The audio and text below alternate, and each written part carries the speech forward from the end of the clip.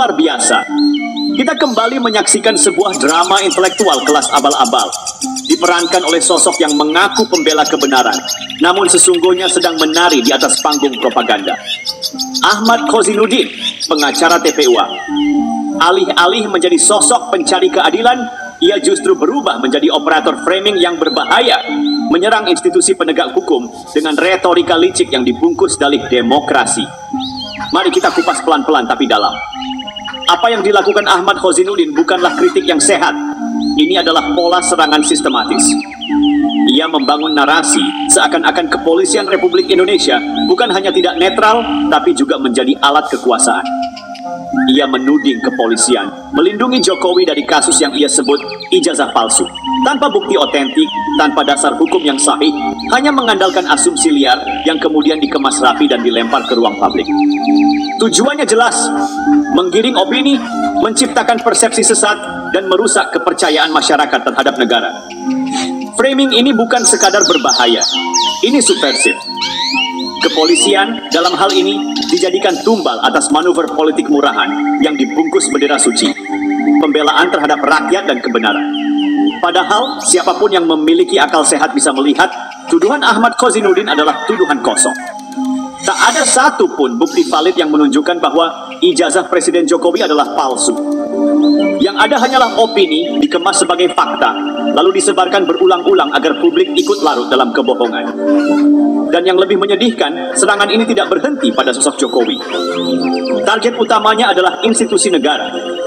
Lihat pola mainnya, setelah narasi soal ijazah palsu mulai kehilangan daya ledak, dia alihkan serangannya ke kepolisian. Kenapa? Karena Polri dianggap sebagai benteng terakhir dalam menjaga ketertiban narasi.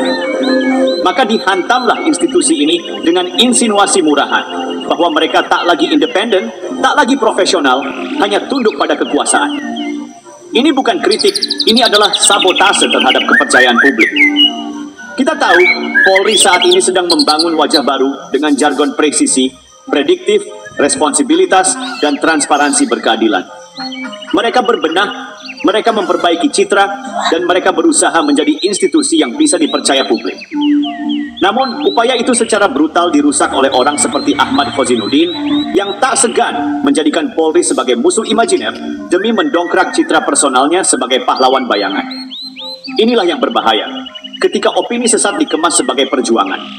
Padahal, kalau kita mau bicara data dan logika, semua tuduhan soal ijazah itu telah berkali-kali dijawab secara administratif, hukum, dan publik. Tapi bagi orang seperti Khozinuddin, fakta adalah musuh. Yang dia butuhkan hanyalah keraguan. Karena dari keraguan itulah dia hidup, membangun panggung, menarik simpati, dan memelihara kebencian. Narasi yang dibangunnya tidak hanya menyesatkan, tapi juga melemahkan akar kepercayaan publik terhadap sistem hukum dan demokrasi. Jika dibiarkan, ini bisa menjadi virus ideologis yang menggerogoti sendi-sendi kepercayaan nasional. Maka tidak berlebihan jika kita menyebutnya sebagai bagian dari upaya sistematis untuk menggembosi stabilitas negara dengan memanfaatkan celah kelemahan informasi di tengah masyarakat. Perhatikan modusnya. Memainkan sentimen publik, memanfaatkan simbol agama, menyebut diri sebagai pembela ulama, lalu menyulut emosi massa dengan narasi heroik yang kosong substansi. Ini bukan sekadar manuver hukum, ini adalah operasi psikologis untuk mendelegitimasi negara secara bertahap. Dan yang paling ironis, semua ini diklaim atas nama demokrasi. Padahal demokrasi tidak pernah mengajarkan fitnah. Demokrasi bukan tentang siapa yang paling kencang berteriak, tapi siapa yang mampu menghadirkan bukti, argumentasi, dan komitmen pada kebenaran. Ahmad Khozinuddin mencemari prinsip ini. Ia menjadikan demokrasi sebagai tameng untuk menyerang, bukan alat untuk membangun. Itulah sebabnya kita tidak boleh diam. Institusi negara, dalam hal ini kepolisian, harus bertindak. Tidak bisa terus membiarkan opini liar ini tumbuh subur tanpa lawan. Ini bukan soal harga diri institusi semata. Ini soal keamanan nalar publik. Kita harus memastikan bahwa siapapun yang menyebarkan kebohongan, apalagi menyerang institusi dengan tuduhan fiktif, harus diproses dengan cara yang adil tapi tegas. Dan kepada publik, mari kita waras. Jangan biarkan suara keras tanpa isi menguasai percakapan nasional. Jangan beri ruang pada mereka yang mengaku pembela rakyat, tapi sejatinya hanya menjadikan rakyat sebagai alat tawar. Demokrasi kita terlalu mahal untuk dipertaruhkan pada manuver pengacara dengan mulut beracun, tapi bukti nihil. Lucunya, Ahmad Khozinuddin ini begitu lihai membalikkan kenyataan. Ketika institusi seperti Polri menjalankan tugasnya dengan prosedur hukum yang sah, ia justru meneriakkan represi. Tapi ketika dirinya bebas menyebar tuduhan tak berdasar, ia mengklaim itu sebagai kebebasan berekspresi. Ini bukan pejuang demokrasi, ini adalah manipulasi publik yang terstruktur. Apa yang tidak disadari oleh sebagian masyarakat adalah bahwa narasi-narasi seperti ini tidak lahir secara spontan. Ini produk dari strategi politik yang rapi dan licik. Strategi yang sengaja dibuat untuk memukul mundur kredibilitas pemerintahan melalui celah-celah kebisingan media sosial. Ahmad Khozinuddin bukan hanya aktor tunggal, tapi bagian dari ekosistem yang memproduksi ketidakpercayaan sebagai senjata politik. Kita sedang berhadapan dengan modus baru perusakan sistem negara. Bukan lewat kudeta, bukan lewat senjata, tapi lewat framing, manipulasi informasi, dan adu domba lewat opini publik. Dan pelaku-pelakunya tampil dengan wajah suci, retorika moral, dan baju pembela rakyat. Padahal, yang mereka lakukan justru mengoyak institusi yang selama ini jadi pilar penegak hukum dan ketertiban. Lalu, bagaimana publik bisa membedakan mana kritik yang sehat dan mana yang hanya racun politik? Sangat sederhana. Lihat faktanya. Siapa yang bicara berdasarkan dokumen, proses hukum, dan keterbukaan data? Siapa yang hanya mengandalkan narasi, insinuasi, dan asumsi? Siapa yang menyampaikan kebenaran dengan akal sehat? Dan siapa yang menebar keraguan dengan emosi? Jawab itu, dan Anda akan tahu siapa yang membangun demokrasi dan siapa yang menjadikannya alat. Dalam kasus ijazah Presiden Jokowi, semua sudah diklarifikasi. Universitas, kementerian, bahkan lembaga hukum sudah angkat bicara. Tapi Ahmad Khozinuddin tetap mengulang narasi palsu, seolah itu belum selesai. Dia tahu, dalam politik kebencian, kebohongan yang diulang bisa terdengar seperti kebenaran. Itu yang dia incar, bukan bukti, tapi persepsi. Dan persepsi itu yang dijadikan peluru untuk menembak Polri. Mengapa Polri jadi sasaran? Karena mereka adalah pengawal stabilitas. Mereka adalah pagar demokrasi dari huru-hara informasi. Ketika Polri tidak memproses laporan ngawur dari kelompok mereka, langsung dituduh berpihak. Padahal faktanya, laporan tersebut memang tidak memenuhi unsur hukum. Tapi bagi Ahmad Khozinuddin, hukum tak penting. Yang penting adalah sorotan kamera dan trending topik. Ia tahu, di era digital, kebohongan lebih cepat viral daripada klarifikasi. Inilah wajah baru pencemaran institusi. Dilakukan bukan dengan makar, tapi dengan mikrofon. Bukan dengan peluru, tapi dengan kata-kata. Dan jika kita tidak menanggapi ini dengan cerdas dan tajam, publik akan digiring untuk percaya bahwa negara sedang berselingkuh dengan kebohongan. Padahal yang berselingkuh dengan kebohongan justru adalah mereka yang mengaku pejuang kebenaran. Kita tidak bisa kompromi dengan model seperti ini. Karena ini bukan soal perbedaan pendapat, ini soal sabotase moral terhadap bangsa. Ahmad Khozinuddin sedang memainkan peran sebagai tukang sulap opini, mengubah fakta jadi fitnah, hukum jadi propaganda, dan demokrasi jadi panggung sandiwara. Dan yang lebih berbahaya, dia mengajarkan publik untuk curiga pada semua institusi negara. Inilah racun sesungguhnya. Kalau Presiden Jokowi diserang, itu masih bisa dilawan secara politis. Tapi kalau masyarakat mulai kehilangan kepercayaan pada lembaga hukum seperti Polri, maka hancurlah fondasi bernegara. Ketika hukum tidak lagi dipercaya, maka suara paling keras akan dianggap sebagai kebenaran.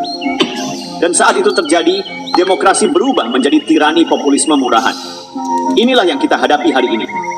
Ahmad Khozinuddin bukan sekadar pengacara, ia adalah arsitek narasi konflik. Ia menjadikan panggung hukum sebagai teater opini. Dan selama publik masih menoleransi permainan ini, kita semua akan terus terjebak dalam pusaran kebohongan yang dipoles dengan kata-kata manis dan tampang merakyat. Sudah saatnya kita berkata tegas, cukup. Kita butuh pembela kebenaran yang berani menghadirkan bukti, bukan buzzer berjubah advokat. Kita butuh penegak hukum yang didukung, bukan dicaci karena tidak tunduk pada tekanan. Dan kita butuh masyarakat yang waras, yang tidak lagi mudah dimanipulasi oleh suara-suara sumbang yang menjual isu murahan demi panggung personal. Demokrasi tidak akan tumbuh dalam kebisingan yang busuk. Ia hanya hidup dalam ruang yang jernih, di mana fakta berbicara dan kebenaran dibela dengan akal, bukan dengan tipuan. Dan akar permainannya jelas, delegitimasi kekuasaan lewat kriminalisasi institusi. Ahmad Khozinuddin tahu bahwa menggulingkan pemerintahan yang sah tidak bisa lewat pemilu. Elektabilitas terlalu jauh, dukungan massa tidak solid, dan rakyat sudah cukup cerdas menilai rekam jejak. Maka satu-satunya jalur yang tersisa, menebar distrust, membuat rakyat curiga pada negara, membenci presiden, dan memusuhi aparat hukum. Ini bukan opini liar. Ini adalah skenario yang terstruktur, dan kalau kita diam, ia akan menjadi norma. Lihat saja polanya. Kasus ijazah dijadikan alat pembuka. Meski sudah dibantah berkali-kali oleh UI, Dicendikti, kementerian, bahkan saksi-saksi akademik, mereka tetap ngotot. Tidak karena butuh jawaban, tapi karena ingin terus mengangkat isu. Isu itu dijadikan bahan bakar untuk mencipta keraguan yang ujungnya diarahkan ke, kalau presiden saja bisa bohong, apa kita bisa percaya polisi, jaksa, hakim? Itu bukan argumen, itu jebakan.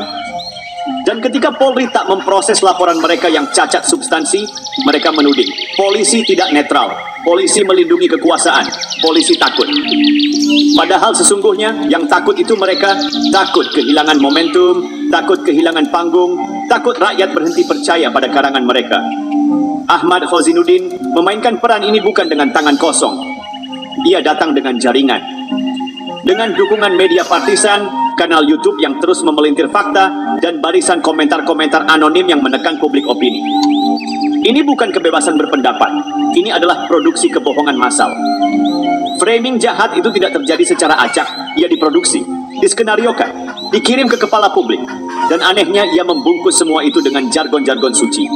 Amar ma'ruf, nahi mungkar, bela ulama, bela Islam, bela kebenaran. Padahal faktanya, narasi itu dipakai untuk menyerang orang yang sah jadi presiden lewat pemilu yang sah, memimpin dengan sah, dan bekerja dengan sah. Dan saat semua jalur legal tidak mereka menangkan, maka mereka berbelok ke jalur liar. Jangan salah paham, kita tidak sedang menutup ruang kritik. Kritik itu sehat. Tapi yang dilakukan Khozinuddin bukan kritik, itu fitnah. Itu penggiringan opini. Dan yang paling parah, itu penghancuran kepercayaan publik terhadap institusi negara. Kalau hari ini Polri dicurigai, besok TNI. Kalau hari ini Presiden dituduh, besok Menteri, lalu Mahkamah Agung, lalu BPK, lalu semua sistem. Ini pola sistematis untuk mencabut akar kepercayaan rakyat terhadap negara. Ketika semua dianggap busuk, maka siapapun bisa datang mengklaim diri sebagai penyelamat. Itu target akhir dari semua ini. Mengangkat seorang penantang lewat jalan kebencian. Dan kita tahu, ketika politik dibangun dari kebencian, maka yang lahir adalah rezim intoleransi. Negara jadi ladang konflik, rakyat dipaksa memilih benci atau diam, dan hukum tidak lagi jadi alat keadilan, melainkan alat balas dendam. Itulah bahaya dari narasi yang diproduksi Ahmad Khozinuddin dan kelompoknya. Jadi, mari kita jujur. Ini bukan soal ijazah, ini soal kekuasaan. Kalau betul tujuannya menyelidiki ijazah, tentu prosesnya akan dilalui dengan fakta, bukan provokasi. Kalau betul tujuannya menegakkan hukum, tentu akan menghormati lembaga hukum, bukan menyudutkan. Tapi apa yang kita lihat, ia justru menjadikan hukum sebagai panggung tuduhan. Bukan untuk mencari kebenaran, tapi untuk menciptakan ketidakpercayaan. Dan parahnya, ketika Polri tidak ikut main dalam sandiwara itu, malah dijadikan musuh. Ini bukan aktivisme, ini vandalisme opini. Dan kita sebagai warga negara harus punya cukup akal sehat untuk melihat motif-motif semacam ini. Jangan terkecoh pada judul video, narasi dramatis, atau label-label suci. Tanyakan, di mana datanya? Mana proses hukumnya? Apa dasarnya? Kalau jawabannya cuma tuduhan yang diulang-ulang, maka itu bukan perjuangan. Itu cuma akrobat politik murahan. Kita butuh oposisi yang sehat, bukan yang sakit. Kita butuh pengacara yang membela kebenaran, bukan yang menjual fitnah atas nama hukum. Dan kita butuh masyarakat yang cerdas, yang tahu kapan harus percaya dan kapan harus bertanya. Jangan biarkan keraguan dipelihara oleh mereka yang tak pernah berniat jujur sejak awal. Kita tidak bisa netral terhadap kebohongan. Karena saat kita netral terhadap fitnah, maka yang menang adalah mereka yang paling keras menyebarkannya. Ahmad Khozinuddin adalah contoh jelas bagaimana framing jahat bisa tampil dengan baju advokat. Tapi di balik toga dan retorika itu tersembunyi agenda yang mengancam fondasi hukum dan demokrasi kita. Dan inilah yang paling ironis, seseorang yang mengklaim membela keadilan justru melecehkan hukum. Ahmad Khozinuddin tidak lagi berbicara sebagai advokat yang menjunjung etika profesi. Ia telah bermetamorfosis menjadi agen agitasi, bukan pencari keadilan. tetapi pencipta kegaduhan. Alih-alih membawa bukti konkret ke pengadilan untuk diuji secara ilmiah dan yuridis, ia justru memilih jalur media sosial dan konferensi pers penuh tuduhan. Bukan argumen hukum yang diusung, tapi penggiringan opini dan insinuasi licik yang dilempar secara sistematis. Dan apa hasilnya? Polri yang bekerja berdasarkan prosedur hukum dijadikan sasaran tembak. Ketika laporan mereka soal ijazah palsu ditolak karena tak memenuhi unsur pidana, malah Polri yang dituduh bermain mata dengan kekuasaan. Ini bukan kritik, ini sabotase reputasi. Institusi yang menjaga stabilitas hukum dituduh sebagai kaki tangan penguasa hanya karena tidak melayani fantasi hukum versi mereka. Seolah-olah Polri harus memproses semua tuduhan meskipun cacat hukum dan tak berdasar fakta. Kalau tidak dituruti maka mereka framing. Polisi takut pada Jokowi. Framing itu yang berbahaya karena ia menciptakan opini seolah negara ini sudah tidak punya mekanisme hukum yang adil. Seolah-olah semua institusi sudah tunduk pada satu orang, Jokowi. Padahal faktanya justru lembaga-lembaga negara seperti Polri lah yang menahan gempuran narasi liar agar tidak meluas menjadi kerusakan sosial. Bayangkan jika Polri tunduk pada tekanan politik macam ini. Setiap tuduhan bisa langsung jadi perkara, setiap fitnah bisa berubah jadi proses hukum. Maka hukum tak lagi berjalan vertikal dari aturan ke pelaku, tapi horizontal dari opini ke opini. Itulah mimpi buruk demokrasi. Tapi sayangnya inilah yang terus didorong oleh Ahmad Khozinuddin. Ia memanfaatkan posisi sebagai pengacara, membungkus retorikanya dengan istilah-istilah hukum, padahal substansinya nihil. Ia tahu banyak orang tidak mengerti teknis hukum. Maka ia memanfaatkan ketidaktahuan publik untuk menciptakan keresahan. Inilah bentuk manipulasi intelektual yang paling licik. Dan jangan lupakan satu hal penting, Khozinuddin ini bukan aktor tunggal. Ia hanya salah satu dari banyak elemen yang membentuk ekosistem disinformasi politik. Di belakangnya ada sponsor narasi, ada buzzer politik bayangan, ada jaringan penyebar hoax yang siap menggulirkan isu setiap saat. Mereka tidak bekerja sendirian. Mereka saling melengkapi. Yang satu lempar isu, yang lain framing, yang satu pakai baju pengacara, yang lain pakai mimbar ormas, yang satu lempar tuduhan, yang lain bikin petisi. Polanya jelas, mengadu rakyat dengan negaranya sendiri. Dan semua bermula dari satu akar yang busuk, ambisi kekuasaan tanpa legitimasi. Karena mereka tahu tidak akan menang lewat jalur demokratis, maka mereka pakai jalur kotor. Delegitimasi. Kalau tidak bisa naik lewat pemilu, maka rakyat harus dibuat benci pada pemilu. Kalau tidak bisa berkuasa lewat sistem, maka sistemnya harus dirusak. Dan siapa sasarannya? Presiden, Polri, TNI, Mahkamah Konstitusi, semua lembaga negara. Semua akan diserang, asal bisa menjatuhkan kepercayaan publik. Ini bukan upaya mencari kebenaran. Ini perusakan sistematis terhadap fondasi negara. Lalu, di tengah semua itu, Ahmad Khozinuddin dengan tenangnya berdiri di mimbar, membawa nama tim pembela ulama dan aktivis, seolah ia mewakili suara langit. Padahal kenyataannya yang ia perjuangkan bukan umat, bukan keadilan, bukan demokrasi. Ia memperjuangkan narasi kosong yang dibungkus dengan emosi, dikemas dalam kebencian, lalu disebar dengan mesin propaganda. Ingat baik-baik, ketika kebohongan terus diulang dan institusi dipojokkan tanpa dasar, maka yang hancur bukan cuma nama baik, tapi kepercayaan publik, stabilitas negara, dan masa depan demokrasi. Ahmad Khozinuddin bukan sekadar pengacara. Ia telah menjelma menjadi simbol bahayanya aktivisme tanpa etika, kritik tanpa data, dan retorika tanpa tanggung jawab. Dan ketika ia menyerang Polri, ia sesungguhnya sedang membidik pilar penting dalam bangunan Republik ini. Kita tidak bisa membiarkannya terus bermain api. Maka sekarang kita harus bicara apa adanya. Ahmad Khozinuddin bukanlah pengacara pencari keadilan. Dia adalah pemain dalam panggung kebisingan politik yang memanfaatkan hukum sebagai alat propaganda. Dengan menyematkan nama TPUA, tim pembela ulama dan aktivis, ia menciptakan citra palsu seolah dirinya bagian dari perlawanan suci. Padahal yang dia lakukan jauh dari mulia. Ia bukan pembela ulama, bukan pembela aktivis. Ia pembela naratif warfare yang beroperasi bukan di medan hukum, tapi di labirin fitnah. Dan lucunya, ia ingin kita percaya bahwa Polri, institusi yang menjaga hukum, justru adalah pelindung kejahatan. Narasinya dibalik seperti cermin retak. Pelaku jadi korban, korban jadi pelaku. Itulah seni framing jahat ala Khozinuddin. Tapi publik tak sebodoh itu. Hari ini, masyarakat sudah belajar memilah mana kritik yang jujur dan mana kritik yang sekadar tameng untuk melampiaskan dendam politik. Dan apa yang dilakukan oleh pengacara Tompel 1 ini sudah melewati batas. Ini bukan lagi advokasi. Ini bukan lagi opini. Ini sudah masuk kategori agitasi sistematis, apalagi dalam kasus dugaan ijazah palsu Presiden Jokowi yang seharusnya menjadi ranah akademik dan administratif, bukan konsumsi tuduhan liar di mimbar provokatif. Ketika semua lembaga dari Dikti, Kemendikbud, kampus, hingga pengadilan menjelaskan keabsahan ijazah tersebut, Khozinuddin tetap ngeyel. Karena buat dia, kebenaran tak penting. Yang penting narasinya tetap hidup. Karena dari situlah simpatisan dikumpulkan. Dari situlah donasi bergerak. Dari situlah popularitas dimonetisasi. Dan di titik ini kita harus tegas mengatakan cukup. Cukup memberi panggung pada pengacara oportunis yang menjual keresahan demi ketenaran. Cukup diam terhadap mereka yang memakai baju pembela Islam, padahal isinya cuma kebencian pada Republik. Cukup mentoleransi pencemaran institusi negara demi proyek politik murahan. Kalau memang punya bukti, bawa ke pengadilan. Jangan main tuduh di media, jangan menipu rakyat lewat mimbar. Kalau memang punya argumen hukum, hadirkan dalam sidang, bukan di status Facebook dan potongan video editan. Kalau benar-benar peduli keadilan, mulailah dari menghormati hukum, bukan memanipulasi logika publik.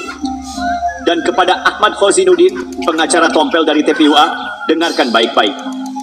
Hukum bukan panggung drama, dan pengacara bukan dalang propaganda. Jika engkau betul seorang intelektual, bersikaplah seperti orang yang terdidik. Tapi jika engkau terus menjual fitnah demi proyek politik busuk, maka satu-satunya tempat untukmu bukan di ruang sidang, tapi di catatan hitam sejarah bangsa. Kebohongan bisa berlari cepat, tapi kebenaran akan menyusul dengan satu peluru, fakta. Dan saat itu tiba, bukan hanya mulutmu yang terbungkap, tapi juga semua narasi murahan yang kau bangun dari kebohongan. Indonesia terlalu besar untuk disandera oleh omong kosong seorang pengacara yang salah tempat panggung.